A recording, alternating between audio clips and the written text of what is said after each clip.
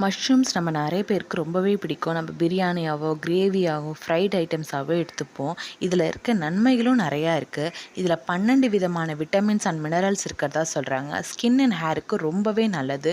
Brain ஹெல்த்துக்கு இது ரொம்ப நல்லதுன்றதுனால குழந்தைங்களுக்கு கொடுங்க. விட்டமின் டி இருக்குது இதில்.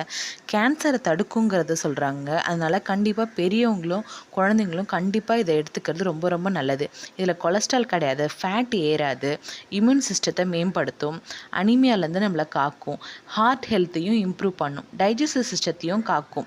அதனால் இது நீங்கள் கண்டிப்பாக விட்டுறாமல் எடுங்க.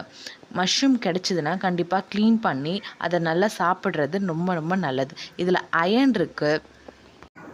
சர்க்கரை நோய் உள்ளவர்கள், டயபெட்டிக் பேஷண்ட்ஸ் இந்த மாதிரி மஷ்ரூம்ஸ்லாம் செஞ்சு சாப்பிட்லாமான்னு கேட்டிங்கன்னா கண்டிப்பாக சாப்பிட்லாம். சில பேருக்கு அலர்ஜிஸ் உண்டாக வாய்ப்பு இருக்குது. டாக்டரை கன்சல்ட் பண்ணிவிட்டு சாப்பிட்றது ரொம்பவே நல்லது. உணவே மருந்து. நன்றி.